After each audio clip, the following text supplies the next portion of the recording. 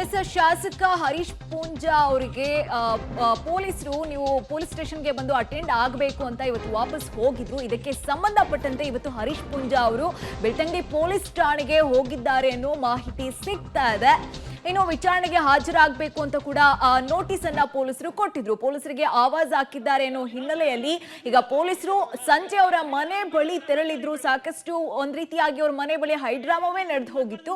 ಇನ್ನು ಇದೇ ವಿಚಾರಕ್ಕೆ ಸಂಬಂಧಪಟ್ಟಂತೆ ಹರೀಶ್ ಪೂಂಜಾ ಅವರು ಹೇಳಿದ್ರು, ನಾನು ಬರ್ತೀನಿ ಸ್ಟೇಷನ್ಗೆ, ನಾನೇ ಬಂದು ವಿಚಾರಣೆಗೆ ನಾನು ಅಟೆಂಡ್ ಆಗ್ತೀನಿ ವಿಚಾರಣೆಯನ್ನ ಅಂತ. ಇನ್ನ ಕೊಟ್ಟ ಮಾತಿನಂತೆ ಇವತ್ತು ಅವರು ಅಲ್ಲಿಗೆ ಸ್ಟೇಷನ್ಗೆ ಹೋಗಿ ಅಲ್ಲಿ ವಿಚಾರಣೆಯನ್ನ ಕೂಡ ಅಟೆಂಡ್ ಮಾಡ್ತಾ ಇರುವಂತದ್ದು.